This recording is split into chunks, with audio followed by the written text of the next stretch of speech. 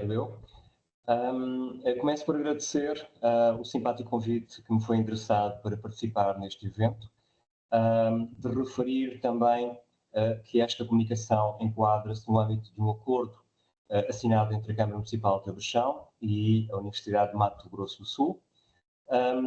Esta comunicação tem por título A Casa da Medusa, Alter do Chão, Portugal, Investigação, Turismo e Educação Patrimonial, e pretende resumir 20 anos de trabalho aqui em Alter do Chão, enquanto investigador e enquanto arqueólogo da Câmara Municipal de Alter do Chão.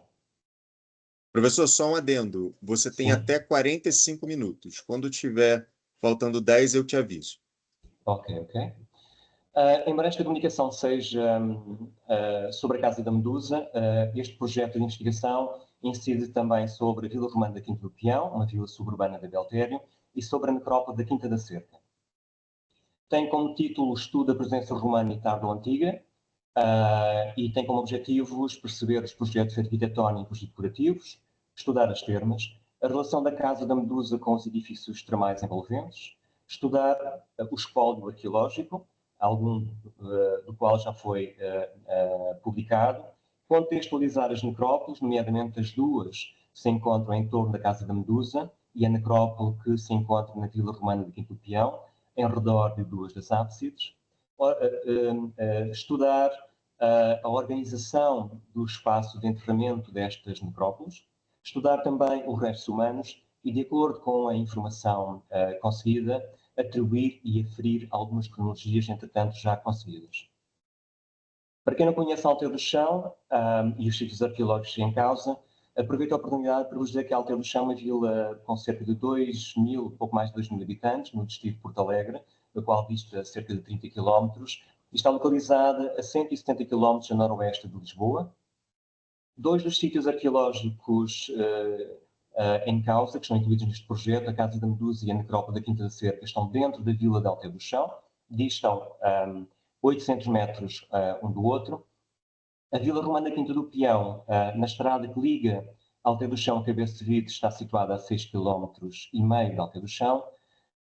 Importa referir também, embora não façam parte deste projeto, referir os vários troços da Via Romana que se encontram no atual Concelho de Alter do Chão, nomeadamente um troço, uma reta com cerca de 3 km, parte da Via 14 que ligava ao Liceu, Lisboa, à capital provincial, Augusta Emérita, e que se encontra entre Alter do Chão e Alter Pedroso. A Ponte Romana de Vila Formosa, situada a 12 km da Vila de Alter do Chão, fazia parte dessa rede viária. De forma muito sintética, a necrópole da Quinta da Cerca teve várias intervenções, um período que decorre entre 2001 e 2005 e posteriormente em 2018. Tem uma área escavada já de 470 metros quadrados, 28 sepulturas escavadas, 78 inumações, foram identificadas até o momento 45 sepulturas. Há uma área ainda que não foi intervencionada, por isso facilmente podemos até duplicar este número de sepulturas identificadas. A cronologia de carbono 14 aponta para o século VII, IX, mas de acordo com o espólio arqueológico encontrado, o espólio funerário, muito semelhante ao encontrado, por exemplo, nas necrópoles paleocristãs de Mértola, leva-me a crer que esta necrópole será mais antiga, datável, em princípio, do século V. Esta é parte de algum do espólio encontrado, aqui uma sepultura. Esta sepultura tinha 7 inumações.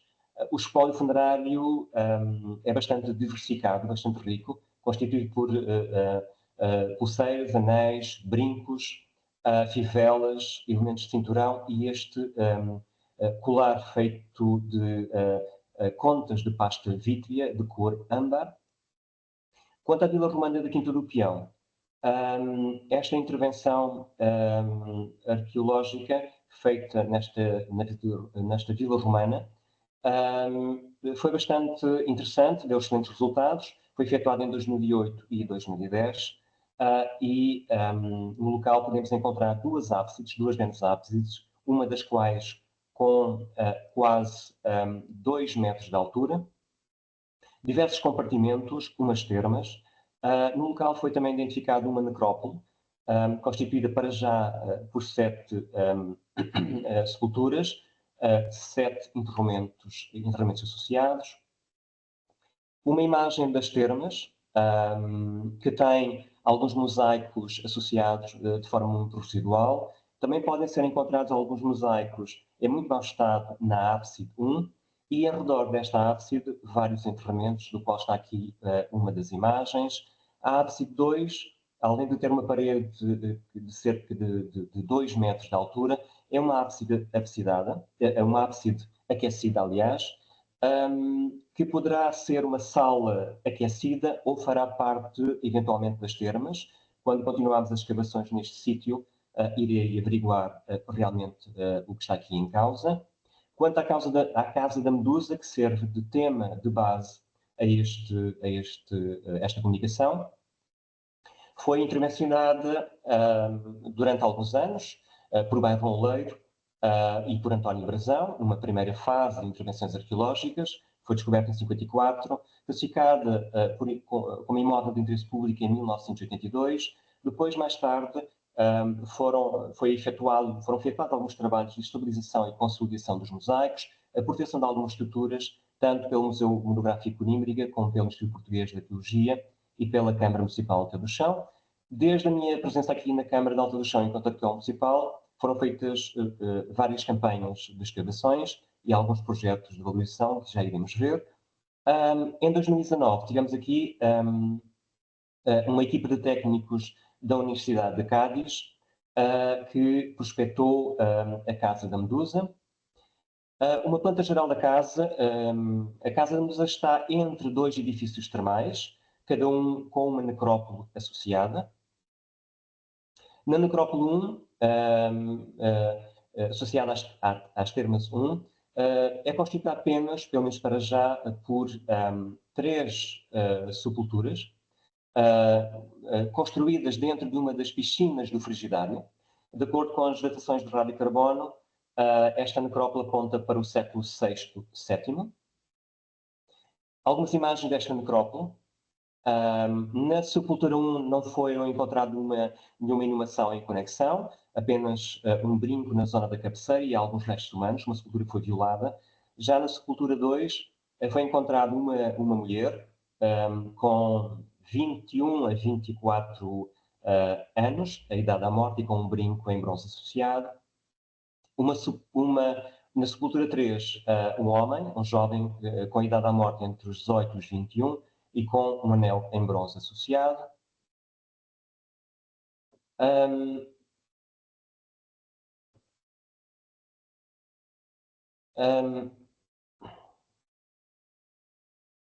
Peço desculpa. A necrópole 2, associada por consequência às termas 2, foram identificados até o momento 3 sepulturas. Apenas foi escavada este verão a sepultura 1 e 2.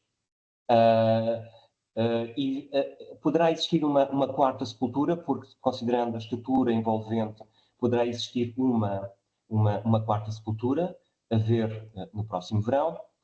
Este espaço, que ainda não está suficientemente estudado, poderá eventualmente ser um mausoléu.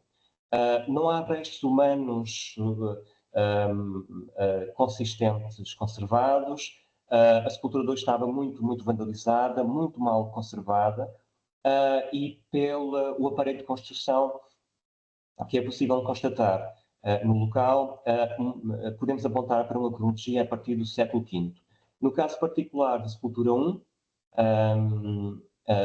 é constituída por várias placas de mármore reutilizada. À cabeceira, uma flor de lótus. É uma sepultura de grande dimensão, com quase 2 metros de comprimento, 50 centímetros de largura, quase 50 centímetros de largura e 55 de profundidade. As termas 1. Já foram identificados vários espaços, a Natátil, que poderá ter funcionado também como depósito. Numa fase posterior, já de ruína das termas, foi aberto um poço para aproveitamento da água dos níveis freáticos. Uma sala enorme, retangular, foi utilizada na última fase como apoditérmio e frigidário.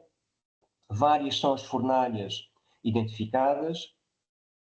várias salas associadas à água quente, outras associadas à água tépida, um sudatório que foi identificado no local, várias canalizações e também umas latrinas que foram inutilizadas a quando da construção da cloaca.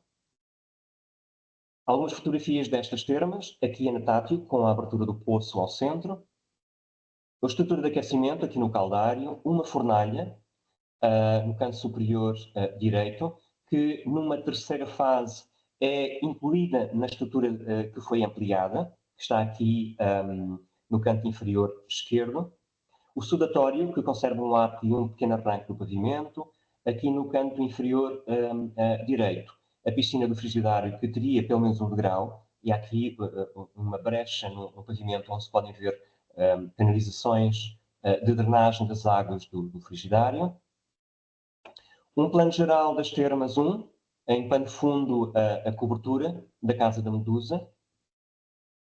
Quanto às termas 2, identificadas em 2022, no âmbito da construção do Centro Interpretativo da Beltério, também já se identificou o apoditério, que tem pavimento de mosaico com motivos geométricos polícromos, ao lado uma piscina do frigidário, que foi ampliada para quase o dobro. Na primeira fase, já iremos ver algumas imagens, tem um mosaico com fauna marinha, a outra parte ampliada, um painel com motivos geométricos, toda uma série de fornalhas de aquecimento, o caldário, o tepidário e um alveus que era aquecido por uma fornalha própria. Imagens aqui em grande plano da piscina do frigidário, o caldário com alguns arcos conservados, aqui as telhas onde assentaria o pavimento. Material arqueológico foi recolhido aqui nestas termas desde 2022. Na sequência da realização do segundo colóquio internacional do projeto Roja Maportur, que irá ocorrer entre 28 de fevereiro e 2 de março de 2025, irá ser apresentado este painel, infelizmente com lacunas consideráveis, mas podemos ver aqui vários peixes, búzios, golfinhos, lulas e estrelas marinhas. Estes motivos, esta fauna marinha, datará de finais ou da segunda metade do século III, do século IV. São motivos que facilmente são encontrados, por exemplo, nas províncias romanas norte-africanas e, em particular, em território atualmente tunisino, expostos em grande quantidade e em excelente estado de conservação no Museu do Bardo, no Museu de Sousse e de El Djem, na Tunísia. No caso particular da Casa da Medusa, também não está totalmente escavada, mas já está bastante publicada. A entrada fazia-se a sudeste. Há um primeiro átrio com um pavimento em redor do implúvio. O implúvio foi escavado apenas até ao topo. Depois, um perisquilo ladeado por vários compartimentos, alguns dos quais com pavimento em mosaico, outros em oxinino e ainda outros sem qualquer pavimento conservado, muito provavelmente poderiam ter sido em madeira. Há uma sala de representação com uma ábside muito fechada e uma fonte ao centro, muito provavelmente um triclínio de verão. Esta ábside e o triclínio construído dentro do jardim datam da primeira metade do século IV, já numa fase de reformulação da Domus. Alguns dos mosaicos encontrados na casa, como podem ver, uma riqueza policromia fantástica e com motivos geométricos bastante variados. Algum do espólio encontrado na casa, que será exposto no futuro Centro Interpretativo da Beltério. Um achado de extrema importância, esta telha, que foi encontrada num dos corredores da casa, numa intervenção que foi efetuada em 2009, onde aparece pela primeira vez o topónimo Beltério. Já era conhecido o topónimo através do itinerário de Antonino e no anónimo de revenda, mas nunca tinha aparecido na epigrafia. O texto que aparece é de um tal Vernáculos, um oleiro de Abeltério, que trabalharia na olaria de Castor, e essa olaria estava localizada precisamente em Abeltério. Embora se tente sempre apresentar e publicar os resultados das escavações arqueológicas efetuadas, nos últimos anos o meu trabalho de investigação tem sido sobretudo no triclínio, ou melhor, no painel figurativo, considerando que este painel figurativo serve de base à tese de doutoramento que desenvolvo. É um triclínio construído, tal como disse, dentro do jardim da casa, com 53 metros quadrados, e que já iremos ver algumas imagens. Na primeira fase, à data da construção desta sala de jantar, havia uma entrada principal com acesso pelo corredor que divide o primeiro átrio ao peristilo, duas entradas secundárias de uso servil, enquanto esta primeira mais larga seria a entrada principal onde o Dominus recebia os seus convidados. Repare-se que este painel de mosaicos apresenta o esquema T+U, característico nestas salas de representação. Este esquema surge invertido numa segunda fase. As entradas da primeira fase são fechadas. A entrada principal da primeira fase dá origem a dois grandes janelões com acesso direto pelo jardim. Mantém-se duas entradas secundárias de uso servil, mas, repito, o esquema de T+U mantém-se. Relativamente ao painel figurativo, é um painel que, apesar de tudo, se conserva muito bem, perdeu-se apenas menos de 10%, considerando a potência estratigráfica de 30 a 40 centímetros e de ter existido no local um olival que afetou partes da casa, com buracos, com falhas, resultantes da abertura dos escovachos. Apresenta 3 metros de lado, cerca de 3 metros de lado, ou seja, 9 metros quadrados de área, uma riqueza policromática imensa, de células feitas em calcário, mármore e granito, mas também de pasta vítrea, de células estas cujas dimensões oscilam entre os 4 milímetros e 1 centímetro, 4. E de acordo com a fotogrametria de Hugo Pires, este painel teria mais de 112 mil células. Como iremos constatar nas próximas imagens, este painel de mosaico revela um perfeccionismo esmerado de detalhes, sombra, perspectiva e movimento, um claro caso de horror vacui, praticamente não há espaços vazios. Estão aqui presentes 8 personagens humanas, 3 divindades. Professor Jorge, sim. Você continua no segundo slide, pelo menos aqui para a gente. É que eu estou a passar os slides. Agora passou para o de Alexandre III da Macedônia. É que eu tenho passado os slides. Não, assim, eu só estou te informando que o seu slide não corresponde ao que você está explicando. É que eu aqui estou a passar os slides. Sim, sim, sim, eu acredito.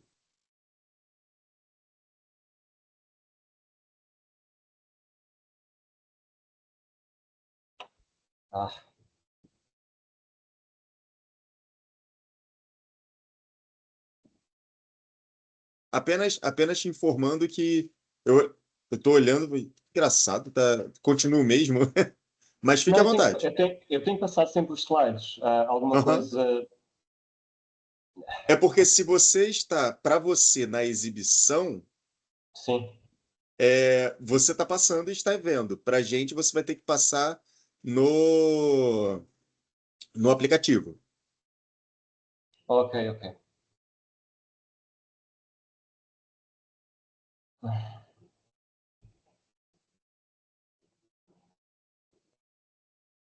Bem. Agora não consigo aceder ao... Eu consigo ver o cursor do seu mouse, Sim.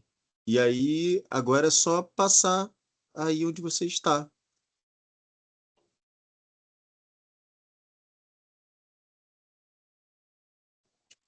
Vejo aqui no canto superior esquerdo, Sim. alter do chão. Já aparece o slide. Já, O PowerPoint, sim. então.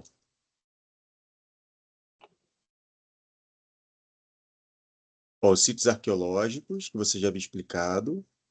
Bem, então eu vou passar Fique tranquilo, fique à os vontade. É só para. PowerPoints. Não, isto são os PowerPoints que eu deveria ter passado, supostamente estava a vê-los passar e não foram passados. Aqui estão os objetivos do projeto que falei há pouco, a Sim, sim. localização de Alter do Chão, a localização dos sítios arqueológicos incluídos neste projeto, o espólio funerário que foi recolhido nesta necrópole, a Vila Romana da Quinta do Peão, algumas estruturas associadas a esta interessante Vila Romana, a Casa da Medusa,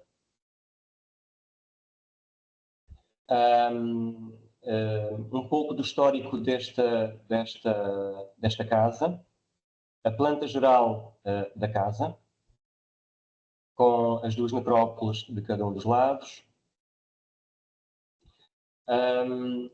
fotografias desta necrópole com os enterramentos e material funerário, a necrópole 2 associada às termas,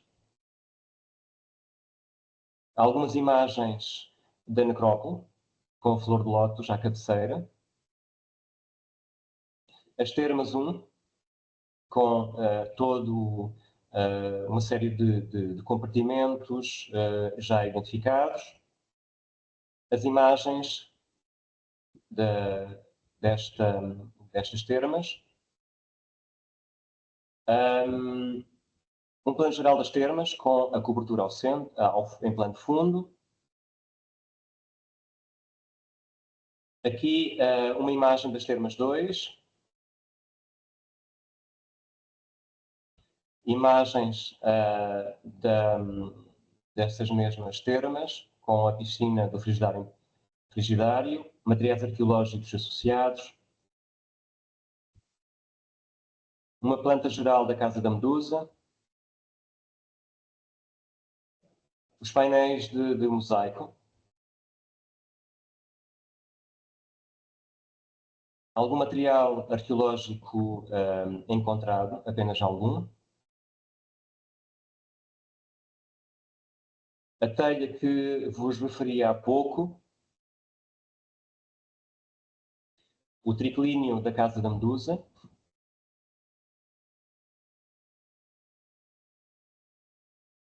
as alterações arquitetónicas verificadas nesta sala de jantar, o painel figurativo, com características gerais,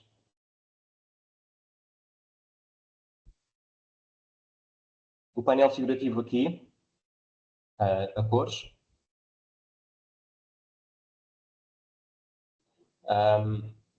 e a minha apresentação tinha, penso eu, terminado neste diapositivo. Aqui a cena representada, retomando a comunicação, a cena representada neste painel retrata a cena mais emblemática da Batalha de Daspes, que opôs Alexandre III da Macedónia a Poro, rei de Paurava, uma batalha que ocorre no reino de Paurava, precisamente, no Punjab, atual território do atual Paquistão, na margem oriental do rio Daspes, em finais de maio de 326 a.C. Esta batalha ocorre no âmbito da política expansionista iniciada por Filipe II, pai de Alexandre, e que leva o monarca macedónio ao subcontinente indiano. A Batalha de Daspes constitui uma das grandes contendas protagonizadas por Alexandre antes de atingir o Hispásias, interrompida e no regresso à Macedónia, interrompido em Babilónia, onde acaba Alexandre por falecer em 323 a.C., aos 32 anos de idade. No decadracma de prata, como livro da batalha, podemos ver Alexandre montado no seu cavalo céfalo, combatendo Poro. No lado direito, Alexandre com uma lança, a espada, o raio de Zeus. Aliás, Zeus era o pai divino de Alexandre, sendo coroado por Nick. De acordo com as fontes clássicas, Alexandre era facilmente reconhecido pelo seu escudo, o escudo sagrado que tinha recolhido no templo de Atena, em Ilion, e que sempre levava em batalha.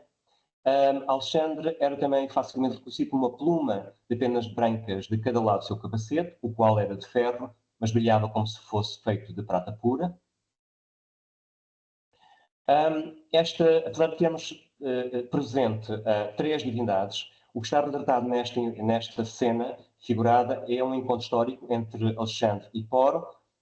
Alexandre, perante a valentia do rei indiano, teve curiosidade em conhecê-lo, ao contrário do que ocorrera com Dario, e manda homens da sua confiança trazê-lo junto dele. Mas, inicialmente, sem sucesso, até que envia um tal de Meroé, que foi o tradutor dos dois monarcas, a trazer Poro a encontrar-se com ele. Poro será o soldado indiano que está ao centro. Quando Alexandre tem conhecimento que os iam pôr à sua presença, adianta-se ao caminho com alguns dos seus companheiros, aqui 3 militares frígios, com barrete alto, tombado para a frente. A batalha ocorre junto do rio Hidastos, e como tal foi representado aqui no canto inferior esquerdo a personificação do rio. Na mão direita, na mão esquerda, aliás, segura uma palmeira, que nos remete para uma divindade asiática, e sob o braço direito, mão, uma vasilha que verte água, que simboliza a nascente e o leito do rio, cuja água corre em direção ao mar, ou melhor, em direção ao oceano, ao primogênito dos titãs, que era representado como um homem idoso, olhos grandes, barba e tentáculos de crustáceo na cabeça. A Medusa, que está representada no escudo de Alexandre, com uma representação já muito longe, muito diferente das representações habituais, por exemplo, verem-se em representações do século VI e VII a.C., em que a Medusa, a Górgona, era apresentada como um monstro horrífico que petrificava, que matava. Aqui aparece já com uma representação muito humana, feminina e direi até simpática, mas não deixa por isso de ter o seu poder apotropaico de proteção do Dominus, da sua família e da casa, e neste caso de proteção de Alexandre. Esta casa e este mosaico, com esta casa e com este mosaico e todo o trabalho de investigação desenvolvido, podemos traçar o perfil do Dominus. Pertenceria seguramente à élite de Abeltério, um aristocrata abelteriense, um militar, considerando a cena representada, um elemento que nos revela enriquecimento, poder político, cultura e gosto refinado, e status do proprietário, uma fonte documental de extrema importância para se conhecer as élites sociais do Baixo Império, designadamente aqui na Lusitânia. O rei Poro representa aqui o bárbaro vencido, prostrado aos pés do herói, do filho de Zeus, do Cosmocrator, Alexandre Magno. Representa a conquista de um povo, os indianos, os bárbaros, a conquista de um território, a Índia, situado nos confins da Terra Habitada, o limite do Icomé. Tanto para Alexandre como Roma, a conquista do mundo, a supremacia militar e o Império Universal. Relativamente à apresentação de publicação científica dos resultados, cito apenas aqui 2 casos. A criação da revista Abeltério, uma revista online de arqueologia e história, cuja edição de 2015 possibilitou a publicação da tese de mestrado de João António Carriço sobre a ponte romana de Vila Formosa. A publicação esta que foi apresentada na primeira Bienal de Arqueologia e História, realizada em Alta do Chão em 2016, que teve por tema mosaicos, sobretudo, e que contou com a colaboração de vários especialistas de Portugal, Turquia, Espanha, Estados Unidos, França e Áustria. Todo o trabalho de investigação e as escavações arqueológicas, obviamente, tem um suporte de toda uma série de instalações técnicas da Câmara Municipal, um laboratório de antropologia, onde são acondicionados restos humanos da Casa da Medusa, da Quinta do Peão e da Vila Romana da Quinta do Peão, da Quinta Cerca e da Vila Romana da Quinta do Peão, aliás, e outras necrópoles. Um laboratório de arqueologia que se tem revelado fundamental para o tratamento do material arqueológico recolhido nas escavações arqueológicas realizadas com voluntários, um laboratório de conservação e restauro. Em breve teremos aqui mestrandas do Instituto Politécnico do Mar, uma para tratar material arqueológico, outras estruturas. Temos também umas reservas de arqueologia. Em breve está prevista uma atualização do programa InPatrimónio. Quanto ao turismo, a segunda parte desta comunicação, foram feitos 2 projetos de valorização, um primeiro entre 2004 e 2008. Este primeiro projeto contou com a participação, ou melhor, teve como entidade promotora o Instituto Português do Património Arquitetónico, contou com a colaboração, ou melhor, a parceria da Câmara Municipal de Teu do Chão e a colaboração da Direção Regional de Cultura do Alentejo. Este projeto não seria possível se não tivéssemos tido financiamento comunitário, um projeto que ultrapassou os 700 mil euros. Foi possível efetuar, no âmbito destas intervenções, deste projeto, a escavação arqueológica, a musealização do sítio, a conservação e restauro de estruturas e o tratamento e conservação de espólio, a criação de espaços de trabalho, tal como foi possível já mostrar anteriormente. Foi possível criar também um centro interpretativo da Casa da Medusa, com salas expositivas, um auditório e salas de exposições temporárias. Um espaço pedagógico que se deu o nome de Clube Património, onde foram desenvolvidas várias intervenções, várias atividades com crianças, uma exposição de arqueologia, que teve por título Recuar no Tempo em Alter do Chão, um documentário, um segundo projeto de valorização ocorrido entre 2014 e 2015, desta vez teve como entidade promotora a Câmara Municipal de Alter do Chão, contou com a colaboração da Direção Regional de Cultura do Alentejo, a ter financiamento da Comunidade Europeia e, desta vez, a candidatura ultrapassou os 450 mil euros. Este projeto foi sobretudo para a colocação de uma cobertura sobre os mosaicos, uma cobertura com 1.150 metros quadrados, tem a mais-valia de ter iluminação no teto e nos pilares que a suportam, que permite a realização de visitas e eventos noturnos, nomeadamente visitas teatralizadas e o Festival Romano. Foi possível também o tratamento do mosaico do triclínio. Aqui estão 2 imagens do painel figurativo, vejo-se o antes e depois do tratamento. A primeira imagem, a da esquerda, é de 2007, na altura em que o mosaico foi identificado. Um segundo documentário.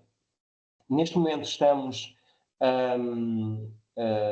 a iniciar um terceiro projeto de valorização que tem como objetivo a construção de um centro interpretativo. Ainda não está definido o local, mas será junto da casa e junto das Termas 2, um projeto que chegará seguramente aos 3 milhões de euros. Um projeto que contemplará naturalmente a museologia, museografia e arquitetura, além de publicações várias, atividades educativas. Este projeto, que agora estamos no início, já tem um antecedente, ou seja, já em 2022 a Câmara, no âmbito da construção deste centro interpretativo, retomou as escavações no local, graças à colaboração bastante empenhada de vários voluntários, oriundos de Portugal, Espanha, Brasil e Itália, de universidades, institutos e escolas.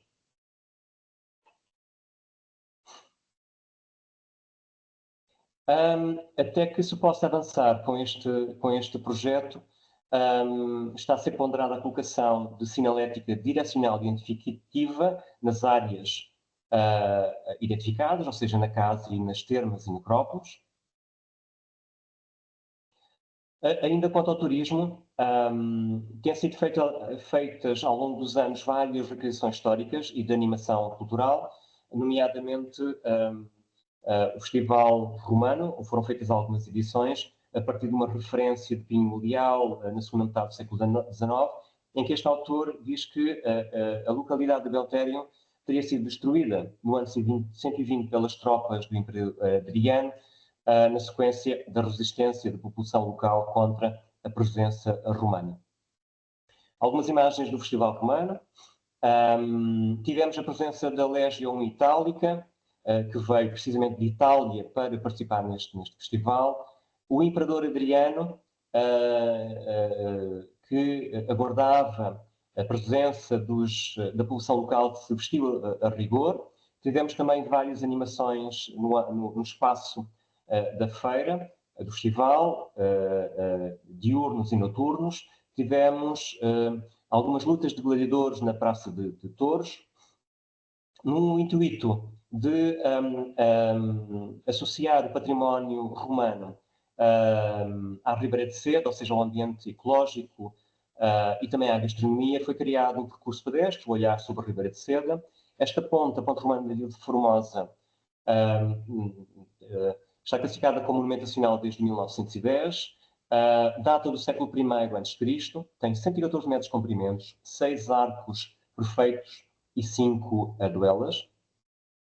Tem um flyer associado em que os caminhantes podem solicitar no posto de turismo de Alta do Chão.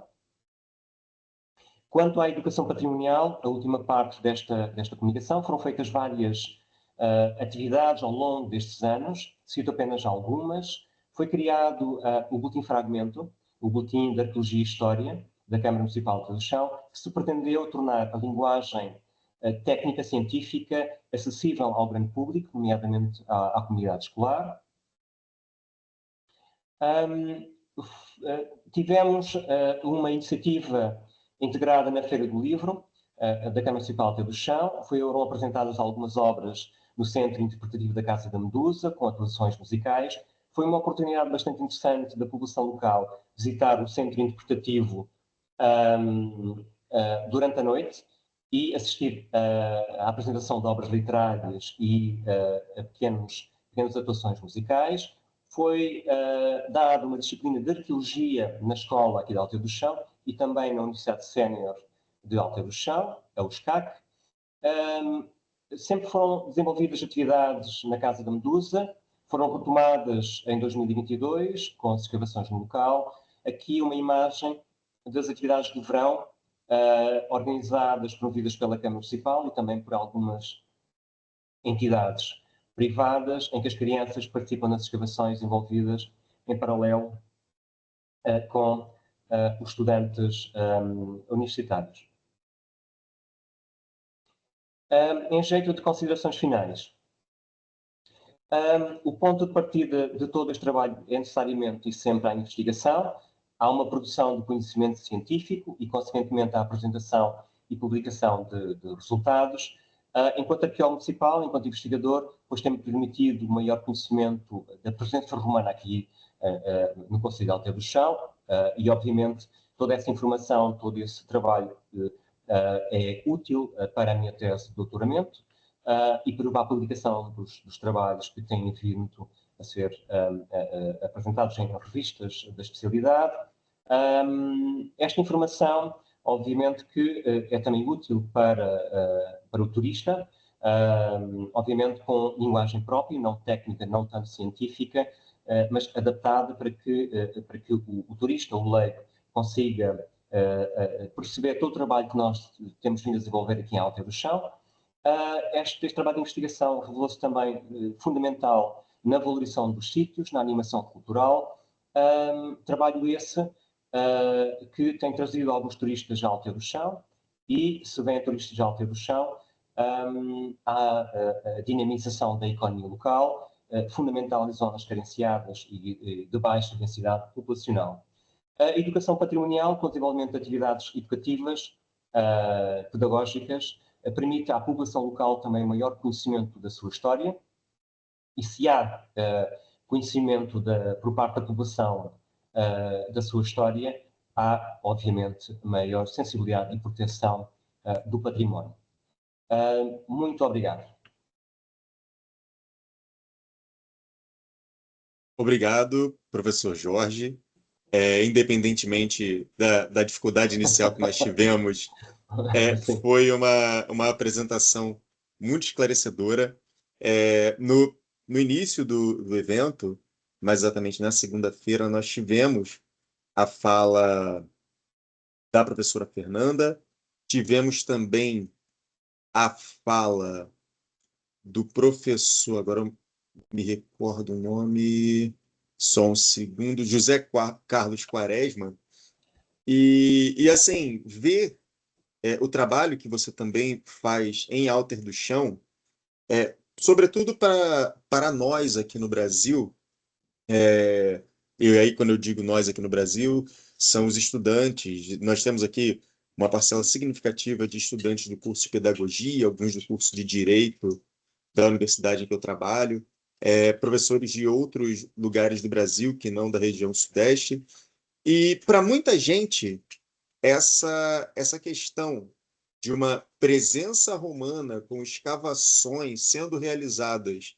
na Península Ibérica, especificamente em Portugal, parece algo inacreditável, porque a forma como até hoje, tá, a antiguidade tardia e o dito medievo é tratado nas escolas do Brasil é algo muito rudimentar. É como se Portugal e Espanha aparecessem num determinado momento, embora eles sejam citados quando do contato com os mouros, mas depois eles só aparecem para promover navegações, atravessarem o Atlântico e etc.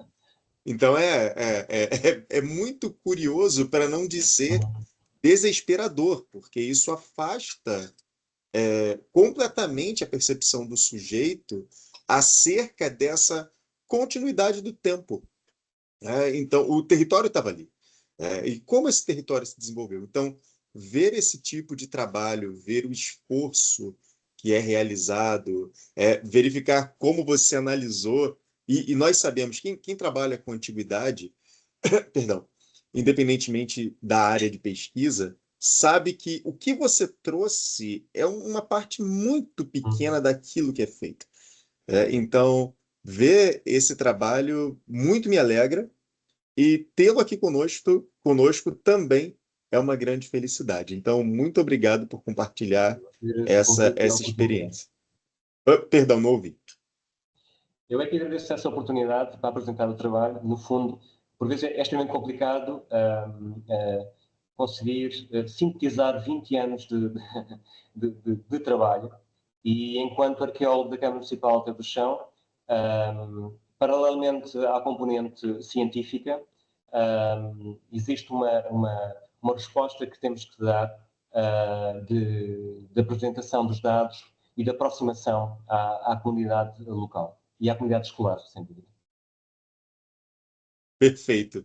Aqui nós já até falamos isso ao longo do evento. Existe um distanciamento. A nossa juventude, na maior parte das escolas públicas, elas não têm contato efetivamente com cultura material. Elas veem isso no material didático, mas existe um distanciamento. Museus em áreas periféricas, eles praticamente não existem. E quando existem, as crianças não são levadas a frequentar o museu como um lugar de memória. Então, para elas, não faz a menor diferença, sabe? Sim, Então, isso é um. Pode de falar. facto é uma diferença muito grande e é fundamental que o ensino da história não fique entre quatro paredes, dentro da sala de aula e dos manuais escolares, mas que se saia desse espaço e se visite os sítios arqueológicos, ver escavações a decorrer e os museus, sem dúvida.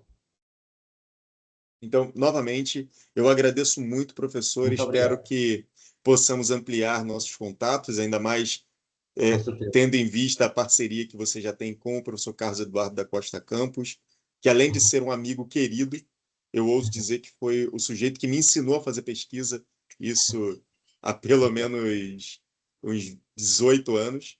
Então, muito obrigado novamente Muito obrigado. e vamos dando continuidade à nossa terceira palestra de hoje.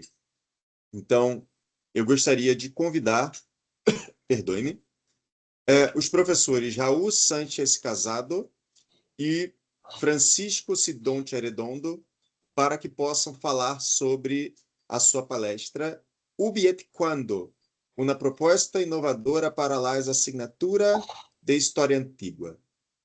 Então, professores, sejam bem-vindos. Vocês têm até 45 minutos. Quando estiver faltando 10 minutos, eu lhes aviso. Quando estiver faltando 3, eu peço que concluam. Sejam bem-vindos, se apresentem, por gentileza, e podem começar. Bien, buenas tardes desde España, buenos días en América. En primer lugar, nos gustaría agradecer a la organización la invitación que nos ha permitido participar en este encuentro, en este interesante encuentro. Para nosotros es un verdadero placer. A continuación, les venimos a presentar, somos dos profesores de la Universidad de Sevilla, y les venimos a presentar nuestra intervención que lleva por título Ubi et Quando, una propuesta innovadora para las asignaturas de Historia Antigua. Como se verá más adelante, la primera parte del título corresponde al nombre de un proyecto de innovación docente que estamos desarrollando varios profesores del Departamento de Historia Antigua de la Universidad de Sevilla. Bien. En nuestra intervención, como verán en la diapositiva, realizamos un repaso por algunas de las actividades y proyectos que hemos llevado a cabo, tanto el profesor Raúl como yo, durante los cursos anteriores. Posteriormente presentaremos el proyecto de innovación docente que estamos desarrollando en la actualidad y que está en fase de preparación. Pueden ver ahí los diferentes centros donde se han llevado a cabo estas actividades: la Universidad de Sevilla, la Universidad de Alcalá de Henares, la Escuela Universitaria de Osuna y la Universidad de Granada. Bien, si comenzamos con las actividades que personalmente he desarrollado con los alumnos en los cursos anteriores, aquí tenemos algunas de ellas. En el curso 2020-2021 puse en práctica la actividad que lleva por título El misterio del tesorillo y otra actividad que llevaba por título la Damnatio Memoriae. En el siguiente curso, 2021-2022, desarrollé un proyecto que llevaba por nombre Mujeres en la Historia de España, así como una actividad que titulé como Sociedad Romana, y empleando en ambos casos las redes sociales. Por último, en el 2022-2023, junto con un profesor de la especialidad de Geografía, Antonio Gavira, planteamos un proyecto interdisciplinar llamado Territorio y Patrimonio. Todos estos proyectos y actividades se pusieron en práctica en una asignatura llamada Fundamentos de Historia, Historia de España, que es una asignatura obligatoria del segundo curso del grado de Educación Primaria. Concretamente, se desarrollaron estas actividades en la Escuela Universitaria de Osuna. Se pretendía así cambiar con el concepto previo que tenían los alumnos sobre la materia. La historia es una asignatura que hay alumnos a los que les gusta mucho, otros que apenas les gusta, la odian incluso. Se pretendía también fomentar el interés por la asignatura y emplear herramientas habituales y cotidianas. En la actividad, como pueden ver en la diapositiva, el misterio del tesorillo, se puso en práctica una metodología activa mediante el aprendizaje basado en problemas, incentivando la reflexión, la investigación y la creación de materiales, convirtiéndose a los alumnos en los protagonistas del proceso formativo. En esta intervención, los estudiantes tenían que resolver un problema, un reto, que se planteaba tras el hallazgo de un tesorillo o un conjunto de monedas. Se intenta con esta actividad que los alumnos vayan edificando su conocimiento, expresen sus ideas, afronten los problemas reales que se les plantean. Es un modelo de aprendizaje, de aprender investigando, a través del estudio de las fuentes numismáticas. Se pretendía así que los alumnos asumieran el rol de investigadores para que fueran conscientes del trabajo del historiador. La propuesta abarcó varias sesiones de clase y el trabajo fue realizado en grupos. Para acercar aún más los contenidos de este proyecto, de esta asignatura, a la realidad cotidiana del alumnado, se emplearon las actuales monedas de euro. Las fuentes numismáticas constituyen una fuente, nos aportan unos datos destacados a la hora de estudiar una época histórica, un personaje determinado, porque aparecen representados en esas monedas, la economía, la sociedad, la cronología, elementos de las monedas que forman parte del día a día y que muchas veces no paramos a observar esas monedas. La primera fase de la propuesta consistió en una introducción sobre la definición de la palabra tesorillo, que es del término tesorillo.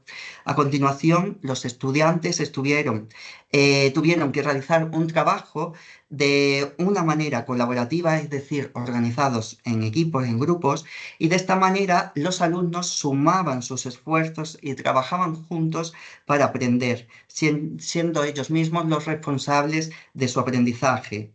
Antes de comenzar, se les animó para que se pusieran en la piel de los historiadores que vivían en un tiempo futuro, concretamente en el año 2500 de nuestra era, es decir, dentro de casi 500 años. A continuación, se les entregó, como pueden ver en la diapositiva, la portada de un periódico con una fecha de publicación en el año 2500 y el titular: asombroso hallazgo realizado en una excavación arqueológica en Osuna, donde se indicaba que se habían encontrado restos de casas datadas a principios del siglo XXI y el hallazgo de un objeto conocido como una hucha que contenía monedas y billetes usados en la época en la que fue escondido este objeto. Termina esta entrada del periódico informando, se hace alusión de qué serán los investigadores de la Escuela Universitaria de Osuna, es decir, los estudiantes, los encargados de analizar las piezas halladas. Por lo tanto, se les planteó a los alumnos cuál iba a ser su función y el objetivo que tenían que cumplir. La pregunta o reto que se les planteó fue la siguiente: mediante el análisis de los materiales hallados, ¿qué información nos aportan las monedas del Tesorillo de Osuna para el estudio de la historia? Cada equipo anotaba su hipótesis en un dossier. La siguiente fase se centró en el desarrollo de la labor de los estudiantes como investigadores. Así, en el dossier de trabajo entregado tenían que tenían que indicar toda esa información que aparecían en las monedas, todos esos datos que se podían obtener a través de las monedas, que son muchos. Al mismo tiempo, cada equipo tenía que responder a las siguientes cuestiones: ¿qué es la numismática? ¿Qué es la peseta, la antigua moneda que existía en España antes del euro? ¿Y el euro qué es? Ventajas y desventajas del uso del dinero digital o electrónico para los futuros estudios históricos, para los futuros historiadores. Y por último, ¿qué dicen los expertos sobre el estudio de las monedas? Busca un artículo científico, consúltalo y haz un resumen de él. Tras la fase de investigación, se realizó una puesta en común con la información obtenida. Cada grupo presentó sus conclusiones exponiendo los resultados de su investigación. Al final se realizó una síntesis de ideas con las conclusiones finales que resumían las informaciones más destacadas expuestas en el aula. La otra actividad que se planteó durante ese mismo curso tuvo como nombre la damnatio memoriae, es decir, la condena de la memoria, la eliminación de toda evidencia o huella sobre la vida de una persona. En la sociedad romana, por ejemplo, hay muchos casos conservados de estas actuaciones. Todos podemos recordar a emperadores que fueron borrados, sus retratos fueron borrados, destruidos. Vemos ahí una imagen también de la eliminación de un miembro de la familia imperial. Es imprescindible que el alumnado maneje ciertas expresiones como esta, como damnatio memoriae, y conozca sus características. Se empleó en este caso una metodología activa basada en el aprendizaje por resolución de problemas y se intentó que los alumnos se pusieran en la piel de los historiadores con el fin de analizar determinadas imágenes como las que vemos en la diapositiva, donde aparecen las consecuencias de este fenómeno practicado en diferentes épocas. Tenemos ahí también la imagen, dos fotografías de una familia francesa de finales del siglo XIX, donde también se ve cómo se ha borrado un miembro de la familia, al igual que la imagen de la dinastía Severa, donde aparece Geta, que han borrado su retrato. Pues bien, los estudiantes organizados en grupo tenían que formular hipótesis para explicar cuáles habrían sido las causas para realizar esta condena de la memoria en cada caso. A continuación se desarrollaba un trabajo de investigación, se compartían las reflexiones que cada grupo había tenido y por último se desarrollaban las conclusiones finales. Cada equipo debía investigar cuáles podrían ser los motivos que originaron estas actuaciones en las imágenes que hemos observado. También se ponían monedas de época romana que habían sido, cuyos retratos de gobernantes que habían sido borrados, dañados también. ¿Qué es la damnatio memoriae? ¿Conoces algún caso? Buscaban casos de Egipto también, cuando se han borrado las representaciones de determinados faraones. Busca ejemplos. Y por último, ¿qué dicen los expertos? Buscar ejemplos de artículos científicos donde se aborde un caso de este tipo. En el siguiente curso se desarrolló un proyecto llamado Mujeres en la Historia de España. Se buscaba acercar al alumnado a la vida de numerosas mujeres que han tenido una trascendencia en nuestra historia por diferentes motivos. No solamente se planteó a los estudiantes ese análisis del legado de estas mujeres, sino también la divulgación de la actividad a través de una red social de Instagram. Se utilizó Instagram. Nuestro alumnado se incluye dentro de esa generación que podemos considerar nativos digitales, ya que están familiarizados con las nuevas tecnologías desde su infancia, casi desde que nacen. Al mismo tiempo, siguiendo la conocida como filosofía de la web 2.0, las redes sociales incentivan las interacciones entre personas, así como el intercambio tanto de contenido como de información, por lo que se decidió hacer uso de ellas. De esa forma se creó un perfil en Instagram seleccionando el nombre de la asignatura, que lo pueden buscar porque todavía está abierto, y el nombre de Fundamentos de Historia. En esta actividad se incidió en la exposición que realizarían sobre mujeres de la historia de España desde la antigüedad hasta la actualidad. De época antigua, la España romana, bueno, pues analizaron el caso de Aquilia Precusa o de Egeria también, como uno de los ejemplos. Y después se realizaría una exposición sobre estas mujeres de la historia de España a través de las publicaciones en Instagram. A su vez, se les realizó la siguiente pregunta: ¿por qué creéis que fueron importantes estas mujeres en la historia de España? Con ello, se pretendía que reflexionaran y argumentaran sus respuestas. A continuación, se repartieron también los casos de estas mujeres por grupos y comenzó la labor de investigación.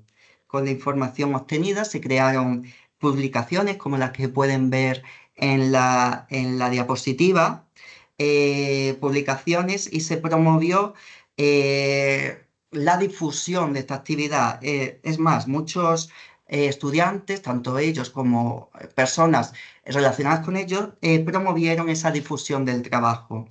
Se crearon publicaciones no permanentes, disponibles durante 24 horas, en las conocidas como historias, las historias de Instagram, para llamar la atención a los seguidores de la cuenta e invitarles a interesarse por las nuevas entradas.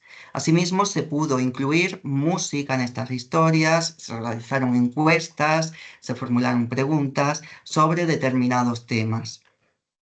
Una vez publicadas todas las entradas en nuestra cuenta de Instagram, se llevó a cabo un debate entre los alumnados para fomentar la igualdad de género y la importancia de la mujer como un sujeto fundamental en la historia. Ellos seleccionaron a 3 mujeres que consideraron más importantes e interesantes de todo este conjunto. Aprovechando el éxito que tuvo el empleo de la cuenta de Instagram, en ese mismo curso se plantearon otras actividades semejantes como esta, relacionadas con el estudio del mundo romano. Los alumnos realizaron una serie de trabajos sobre determinados aspectos de la cultura romana, como por ejemplo la alimentación en época romana, las características de una ciudad romana, de sus edificios, la mujer, la situación de la mujer, de los esclavos, y se publicó también en la cuenta. La cuenta de Instagram, esta red social, se convirtió en un medio de comunicación con el alumnado, donde se incluían noticias relacionadas con los contenidos vistos en clase o con eventos que se programaban. Tenemos ahí la semana cultural que se programaba con motivo del Día del Libro, donde los alumnos realizaban talleres para otros alumnos de primaria que visitaban el centro. Tenemos también la noticia del hallazgo de una necrópolis en Osuna, en la localidad donde se situaba la universidad. Se enlaza también un vídeo en otra de las publicaciones, un vídeo donde se explica las características de las coronas visigodas conservadas en el Museo Arqueológico Nacional de Madrid o la realización de una actividad del timeline que otros compañeros del departamento han presentado, que se puso también en práctica en las aulas. En el curso 2022-2023 se planteó un proyecto interdisciplinar entre las asignaturas Fundamentos de Historia y Fundamentos de Geografía que formaban parte del grado en Educación Primaria. La razón para este proyecto fue el gran desconocimiento del alumnado sobre algunas cuestiones como el estudio del territorio y del patrimonio tanto material como inmaterial. Y centrado sobre todo en el territorio y en el patrimonio de sus propias localidades, que desconocían, no sabían muy bien cómo era el territorio, cómo era el patrimonio, qué era el patrimonio de su localidad. El objetivo fue promover el conocimiento de esos lugares, la protección del territorio y del patrimonio y valorar la importancia de su conservación. En este proyecto se puso en práctica la conocida como educación patrimonial, que está teniendo mucho éxito en los últimos años.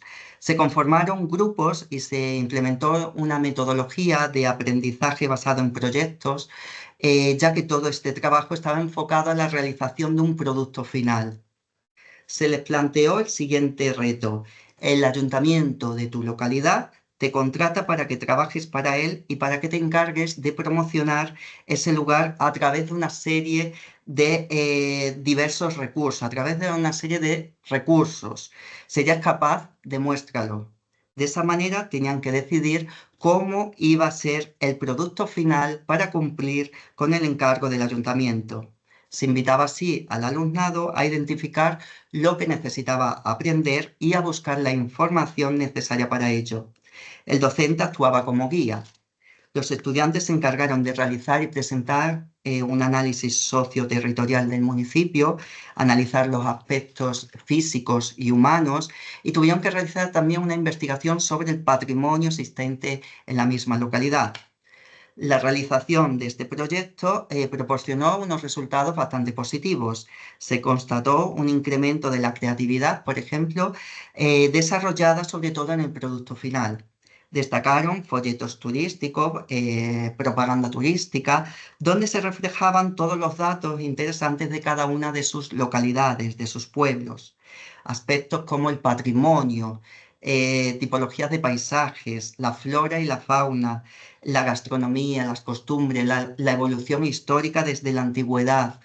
En los trabajos se pudo observar el empleo de enlaces a páginas web oficiales de las oficinas de turismo de cada uno de los pueblos, el uso de códigos QR y la utilización de un variado repertorio gráfico. Hubo grupos que decidieron incluso realizar vídeos promocionales de esos lugares con una gran destreza y calidad. Algunos de ellos, de estos vídeos, algunas de estas publicaciones de los alumnos, captaron la atención en las redes sociales de las cuentas oficiales de los ayuntamientos de estas localidades bueno, reaccionaron estos ayuntamientos y publicaron esos trabajos de los alumnos. Además, otros grupos de alumnos realizaron incluso entrevistas a los propios alcaldes de sus pueblos e incluso llegaron a crear revistas interactivas. Así, los estudiantes, una vez que terminó esta actividad, los estudiantes mostraron su satisfacción tras haber desarrollado un trabajo de investigación de este tipo y valoraron mucho la conservación y la puesta en valor del patrimonio y de la educación patrimonial, indicando que habían aprendido mucho de los lugares donde viven. Hola, buenas tardes a todos. Buenos días en América. Ahora en este repaso que estamos haciendo por actuaciones previas que hemos llevado a cabo, voy a pasar a contarles un poco las actividades que he desarrollado primero en la Universidad de Alcalá, dentro de un grupo de orientalística en la UAH y del proyecto de excavación en el antiguo, en Luxor, en Tebas, en Egipto, el Middle Kingdom Theban Project, que subdirijo. En ese marco, pues no se desarrolló como tal un proyecto de innovación docente, sino distintas actividades encaminadas a la innovación docente con el alumnado de los grados de Historia, Humanidades e Historia del Arte de la Universidad de Alcalá, y también muchas actividades de difusión encaminadas no solo a los alumnos, sino también al ciudadano en general, y muchas actividades con niños. Y luego también les voy a hablar del proyecto Egypt Lab, que fue un proyecto de innovación docente que desarrollé junto a mi compañero David Laguna, profesor de la Universidad de Granada, entre el 2022 y el 2023, como proyecto de innovación docente financiado por la propia Universidad de Granada.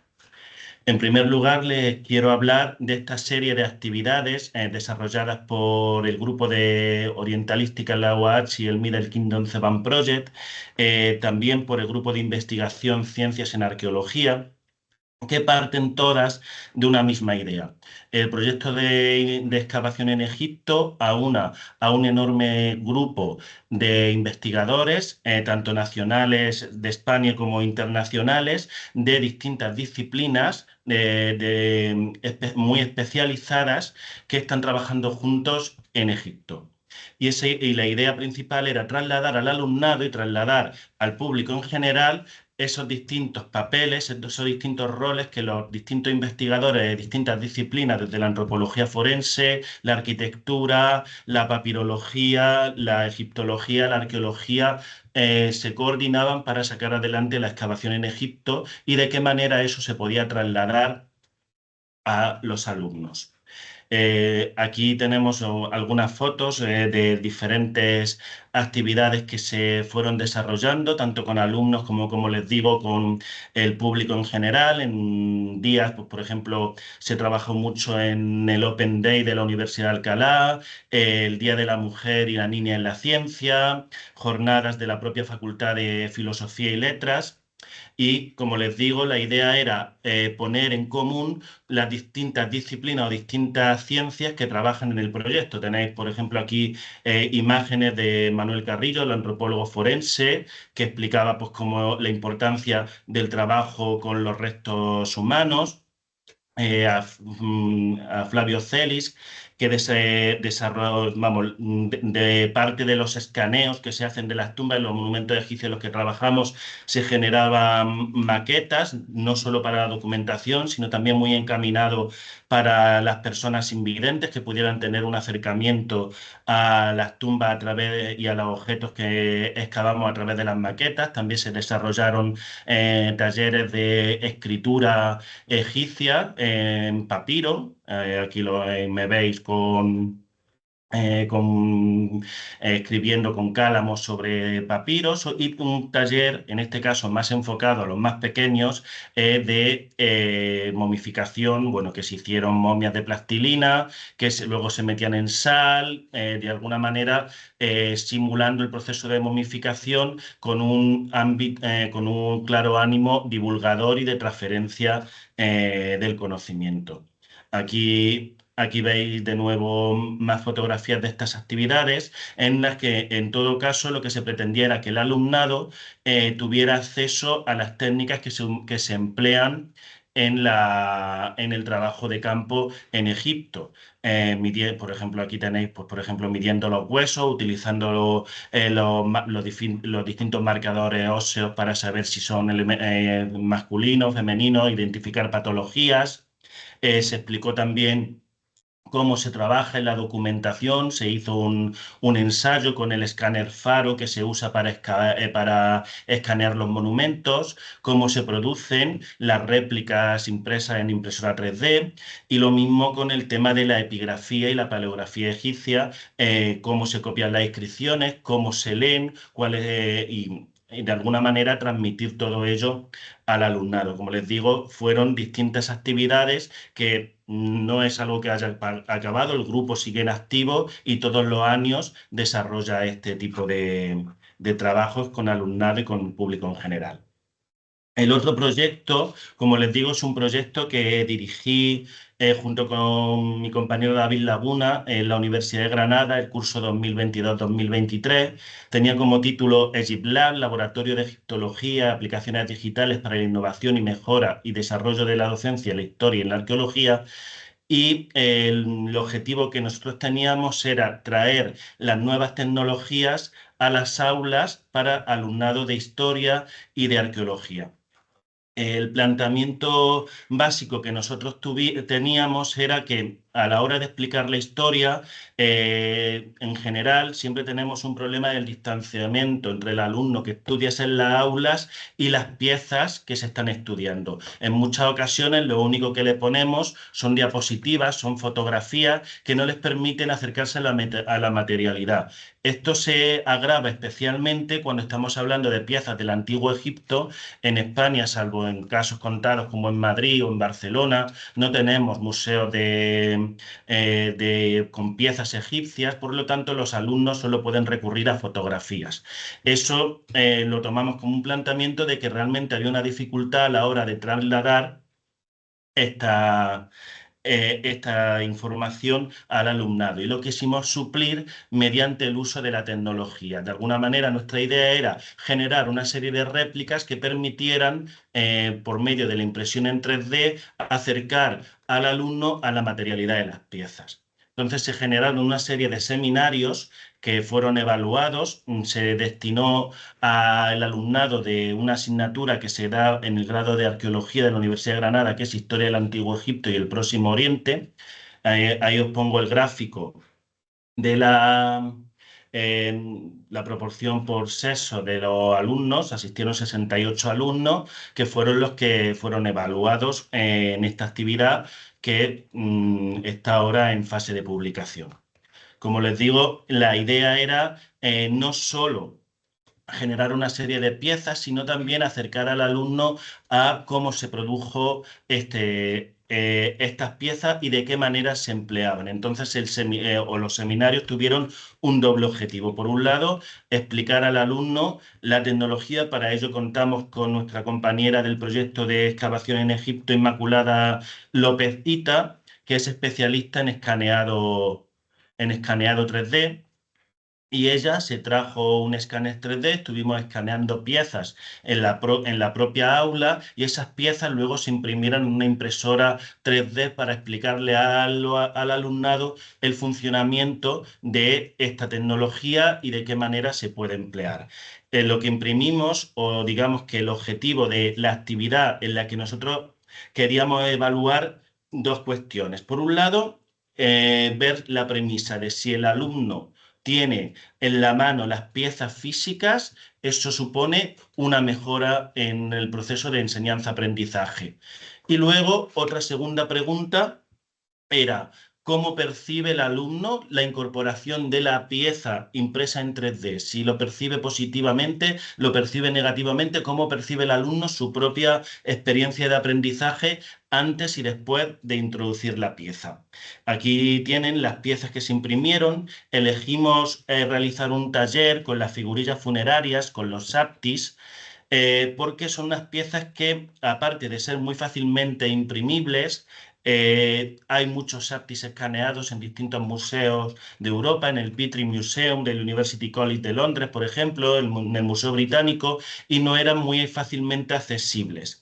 Por otro lado, los SAPTIS son unas figurillas que están muy bien estudiadas, que tienen unos rasgos muy definitorios y que permiten de alguna manera hacer un taller con el alumnado en el que se expliquen cuáles son los rasgos más importantes de cara a su estudio, cómo lo estudia un egiptólogo, de manera que los alumnos actuasen con estas figurillas como egiptólogos.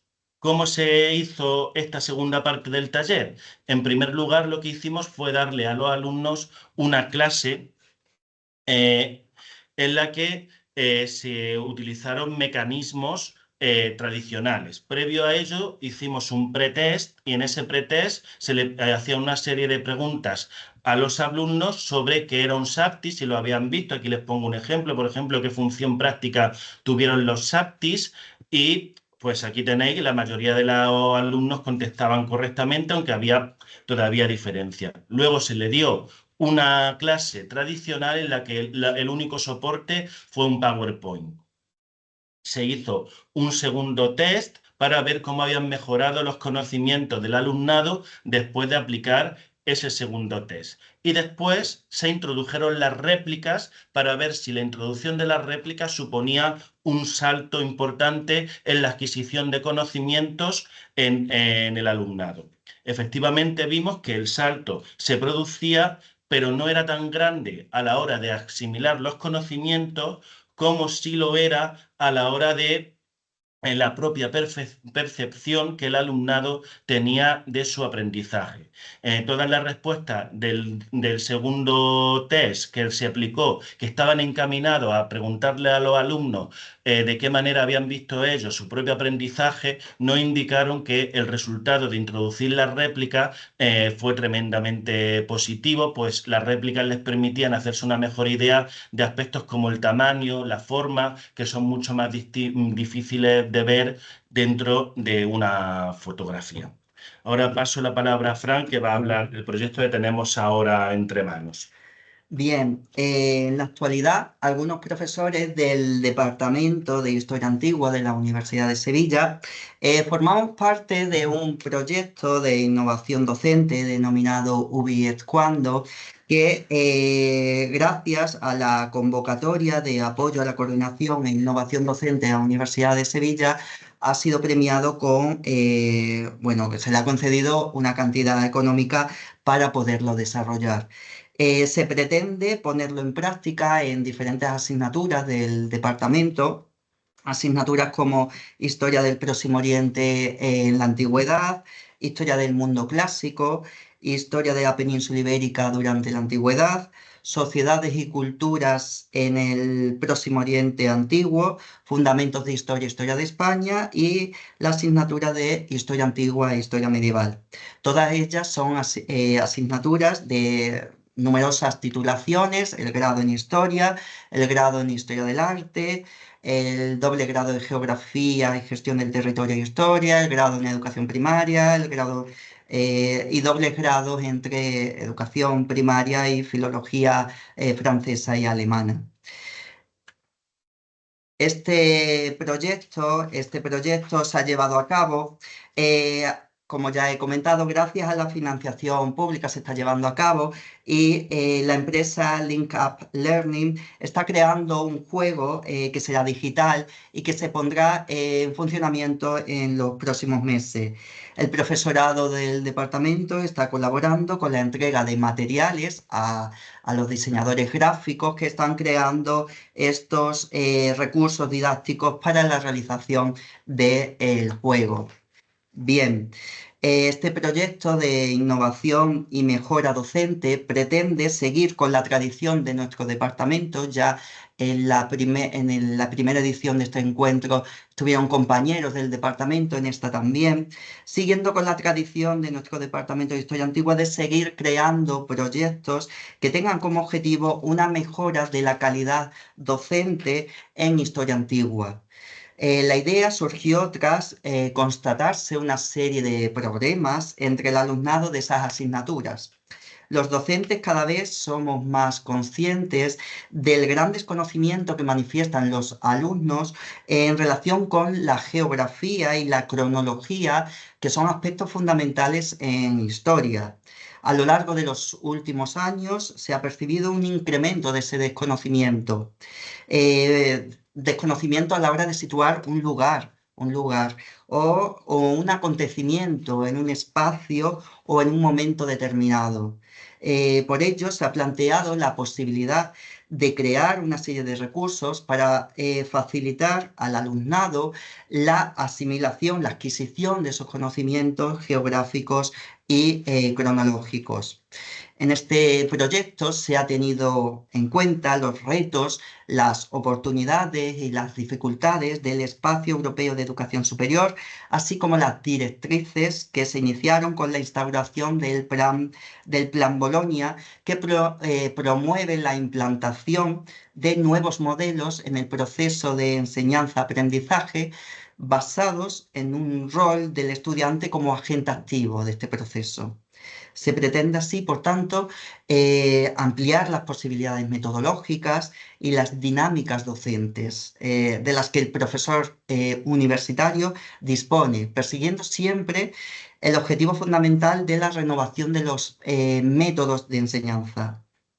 Este nuevo proyecto de innovación docente siempre tiene en cuenta los ya anteriores y busca enfocar algunas asignaturas del Departamento de Historia Antigua y se pretende incrementar el atractivo de esas asignaturas, de esas materias, junto con el repaso de los conocimientos adquiridos a lo largo de la impartición de esas asignaturas.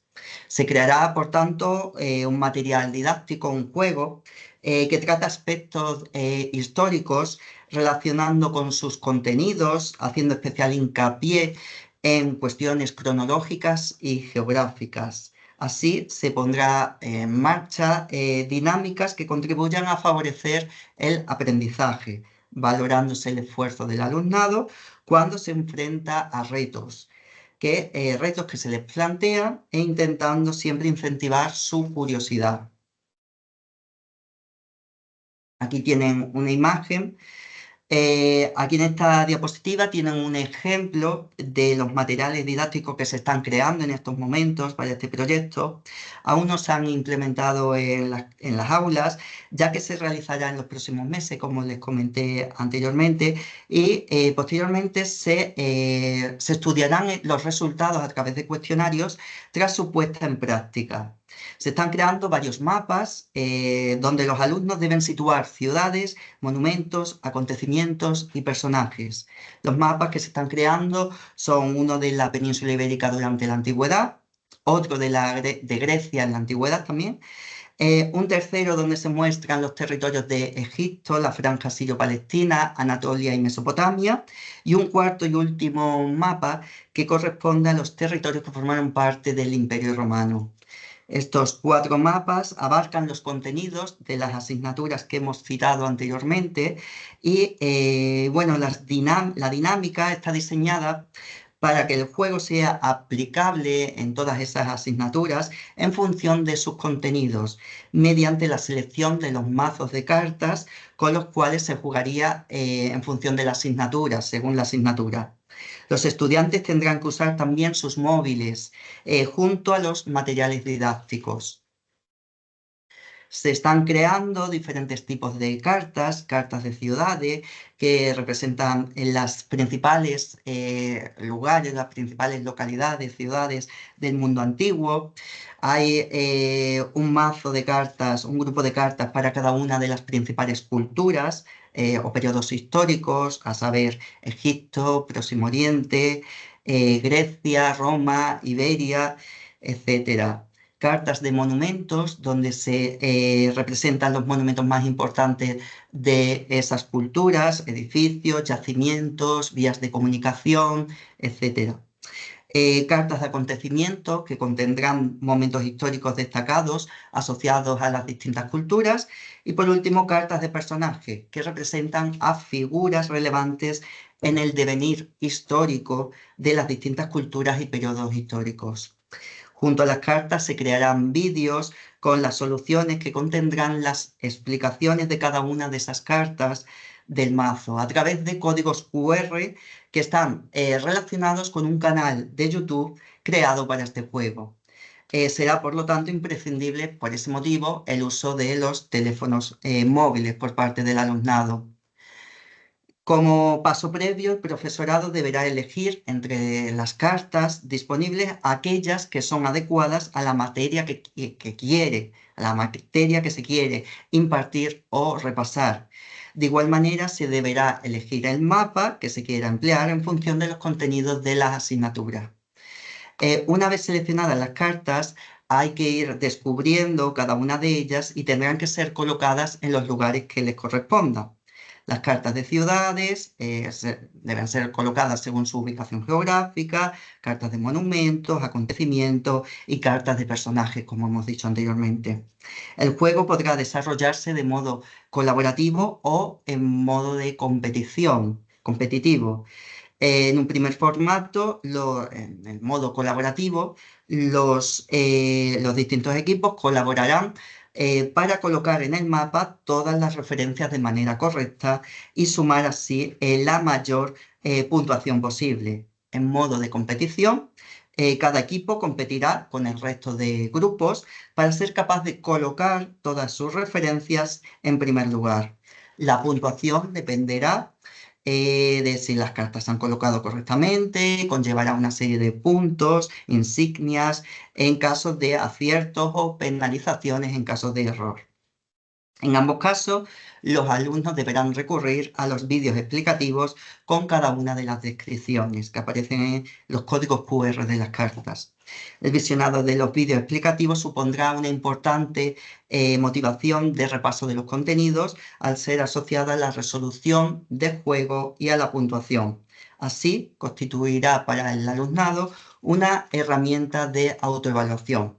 Por último, la puesta en práctica de esta actividad se desarrollará en las últimas sesiones de clase de las asignaturas con el fin de servir para repasar los contenidos ya vistos a lo largo del curso. Se tomará nota de toda la información relacionada con los resultados obtenidos por los estudiantes y se podrá reflexionar entre el profesorado sobre ello. Igualmente, se realizará un cuestionario final, uno inicial y otro final, a los alumnos para contrastar la situación inicial y la situación final del proceso. Por último, se analizarán esos resultados a través de los cuestionarios y de la observación directa. Los materiales creados, si tienen éxito, podrán ser reutilizados nuevamente en los cursos posteriores. En definitiva, nuestro objetivo con este proyecto es la generación de materiales didácticos que ayuden a combatir ese desconocimiento que manifiesta el alumnado de las asignaturas de historia antigua sobre cuestiones relacionadas con la ubicación geográfica y la cronología de determinados procesos históricos, de acontecimientos clave para la historia, de personajes, de figuras importantes y de lugares destacados. De esta forma se ha generado un debate sobre la necesidad de realizar cambios metodológicos en estas asignaturas. La actividad persigue el afianzamiento de una serie de contenidos fundamentales y básicos, sobre todo básicos en nuestra disciplina, permitiendo a los estudiantes ejercitar habilidades imprescindibles para el posterior desarrollo de su trayectoria profesional, incentivando al mismo tiempo el interés por la historia. Muchas gracias.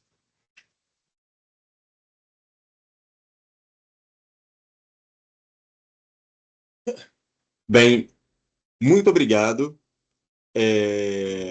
Acredito que tanto para mim, né, quanto para as pessoas que estão assistindo. Foi uma fala muito esclarecedora, né? Então agradeço mais uma vez ao Raul e ao Francisco.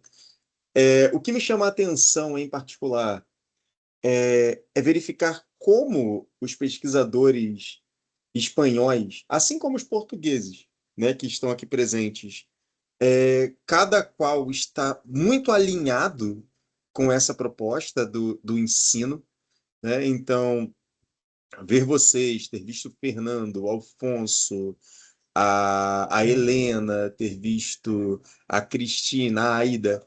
Então, assim, isso, hoje o Nai com o Vitor, isso me dá muita expectativa de que o resultado que vocês estão alcançando e aquele que vocês podem vir a alcançar, ele é muito palpável, sabe?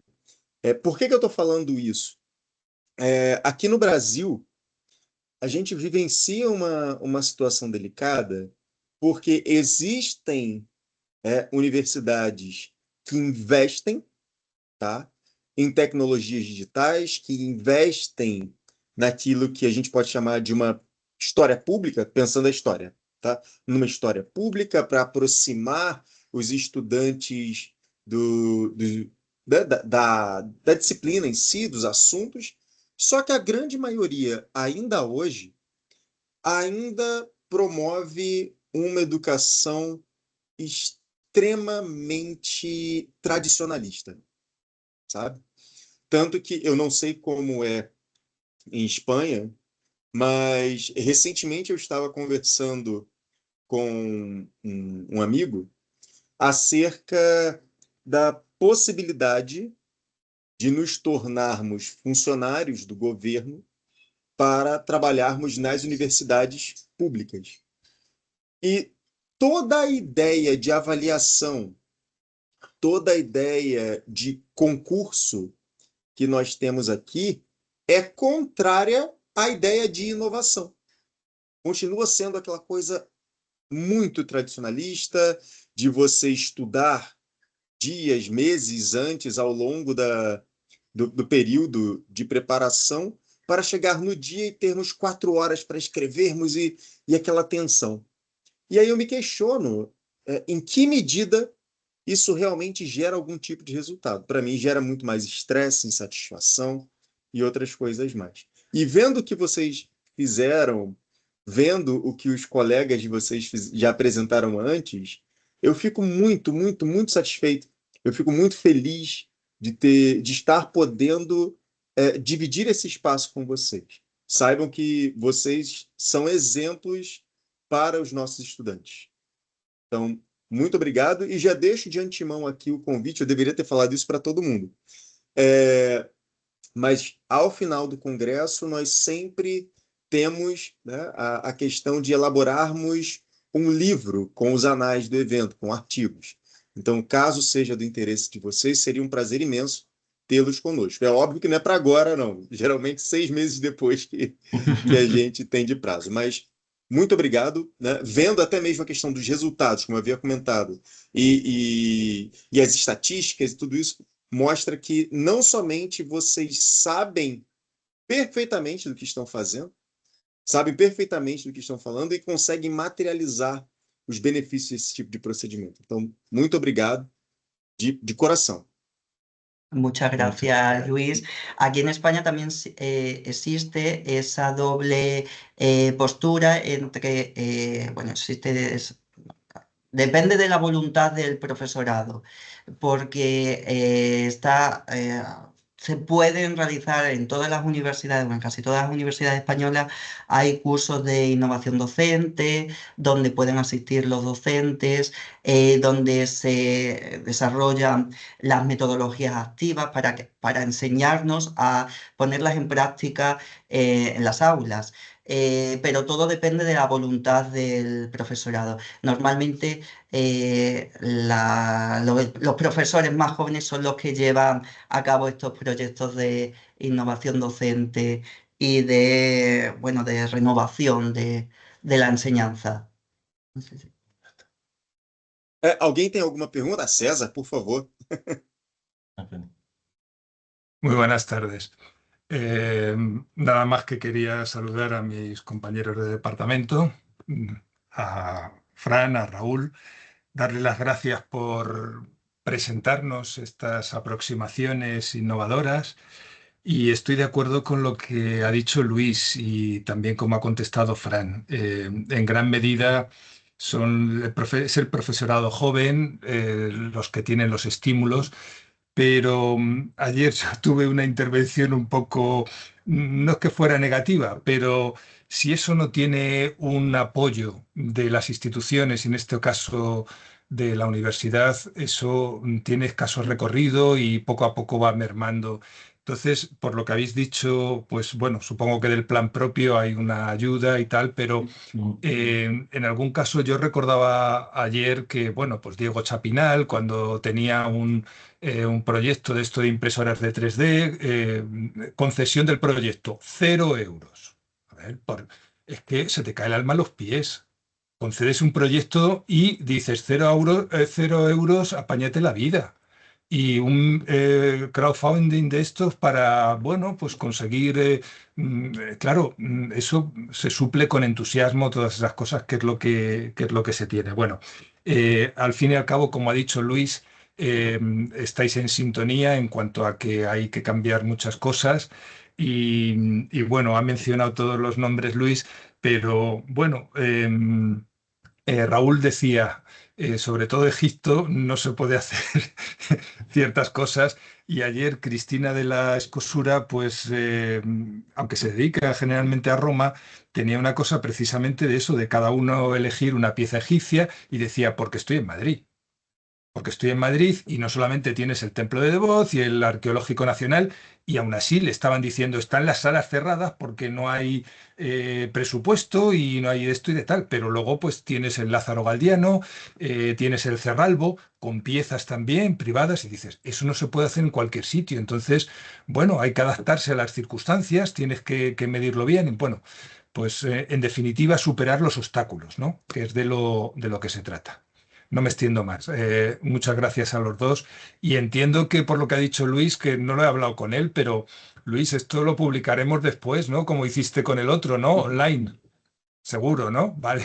Bueno, ya nos dará las normas. Perfeitamente, perfeitamente. Bueno, ya nos darán las normas y todo eso. Y bueno, pues es de lo que se trata, de difundir. Además, Luis siempre quiere que esto llegue al alcance al mayor número posible de gente y por lo tanto que no cueste el acceder a todo lo que se está haciendo en estos segundos encuentros. Bueno, gracias una vez más y un abrazo fuerte. Gracias a ti. Obrigado, César. Muchas gracias, César. Nosotros, por ejemplo, cuando tuvimos que pedir este proyecto, contactamos con la empresa, porque hay que contactar con empresas que tengan un acuerdo con la universidad. Contactamos con la empresa, nos hicieron un presupuesto y la ayuda que finalmente la universidad nos ha dado es la mitad del presupuesto. Por lo tanto, hubo que readaptar todo de nuevo y muchas cosas que se planteaban en la primera memoria del proyecto hubo que ir eliminando para reducir el coste de los materiales a la mitad del precio que es más, las chicas, las diseñadoras gráficas de la empresa me dijeron que nos iban a hacer un favor en determinados aspectos porque la cuantía económica claro, era la mitad de lo que se había presupuestado en un principio. Hay que adaptarse también a... Hay que contar con la buena voluntad de la gente, en Sí, definitiva, ¿no? sí, sí, sí, sí. Y bueno, pues ayudando todos Ujú. un poco y el Sí. esfuerzo y tal. Ujú. Bueno, pues nada, gracias Muchas y gracias. hasta luego. Se me permite último comentário, o Raul e... Calma aí que eu tô lendo. O Raul e o Francisco fizeram uma colocação acerca da vontade dos professores em realizar esse tipo de inovação. E assim, eu vou falar de uma experiência particular, tá? Aqui no Brasil, seja na educação pública, seja na particular, a inovação ela vem de cima para baixo, numa vertical, aonde, dependendo de onde você trabalhe, você precisa inovar. Se você não inovar, você corre o risco de ser retirado do emprego. Só para vocês terem uma ideia. Só que, por outro lado, não sei se vocês sabem, acredito que não, porque é algo muito específico do Rio de Janeiro, mas eu sou professor do município do Rio de Janeiro, nas escolas do município do Rio de Janeiro, trabalhando para a prefeitura do Rio de Janeiro, e nós estamos em greve. Por que nós estamos em greve? Porque o prefeito argumentou que os professores não trabalham tanto quanto deveriam. Só que o problema maior, eu trabalho numa escola onde a nossa clientela, os nossos alunos, eles são de comunidades carentes, com altos índices de criminalidade, e aonde eu preciso negociar com eles para permanecer em sala de aula. E eles falam para mim, hoje nós não queremos assistir aula, hoje nós queremos jogar no telefone. E se você falar que não, e se você tentar retirar isso dele, você corre o risco de ser agredido. E o nosso prefeito falou que a gente trabalha pouco. Né? E essa escola em que eu trabalho, para vocês terem uma ideia, ela é um ginásio tecnológico. Então, ela tem computadores, ela tem uma impressora 3D, ela tem o projetor, ela tem uma máquina para costurar digital, mas se eu quiser usar, eu não posso, porque eu não sou professor de tecnologia. Então, assim, é muito delicado. Aí, se eu pego, por exemplo, eu trabalho aqui na Universidade de Vassouras. A Universidade de Vassouras, ela tem uma equipe de jogos online. Só que geralmente trabalha com isso o curso de engenharia de software. Eu não posso, pelo menos até agora eu não soube como, eu não pude criar uma relação com eles para pensar história. Então, assim, é muito curioso porque eu quero. Tem vários professores que trabalham comigo, eles até não sabem, mas eles falam, se você precisar de ajuda, eu estou com você. E se você me ensinar, eu estou com você. Só que a gente não consegue. Porque não nos dão a possibilidade de fazer. Então, assim, aqui pelo menos, nós vivemos uma realidade onde mesmo os professores com maior idade, por uma questão, como eu falei, de determinarem que ou você faz, ou você é retirado do trabalho, todos eles querem fazer inovação. E a maioria não tem oportunidade. Então, quando eu vejo vocês fazendo, seja com recursos ou não, ou com a força de vontade, eu fico muito satisfeito. Eu parabenizo vocês sobremaneira. Alguém mais alguma colocação? Então, se não temos, Raul, Francisco, muito obrigado pela presença. César, mais uma vez, muito obrigado por estar presente aqui conosco, por ter indicado essas pessoas tão incríveis que vêm falando ao longo do nosso evento. Sandra está presente, Gabriel também está presente, todas as outras pessoas que estão aqui conosco. Eu encerro essa mesa da manhã. Ah, Sandra aqui. Você tem alguma colocação, Sandra? Não? No, todavía no. Solamente agradecer los chicos. El trabajo está fenomenal. Muchas gracias. Graças. Então, sendo assim, eu encerro essa mesa do turno da manhã e retornamos depois do almoço, que aqui no Brasil acontecerá às 14 horas, horário de Brasília. Vamos deixar isso claro, porque temos também companheiros de Mato Grosso do Sul com um fuso horário diferente. Então, às 14 horas, horário de Brasília, 17 horas, horário de Lisboa, 18 horas, horário de Sevilha, nós retornamos para as mesas as mesas não, as palestras da tarde nesse 4º dia de encontros transatlânticos. Obrigado por estarem conosco e sigamos. Pronto, parei de gravar.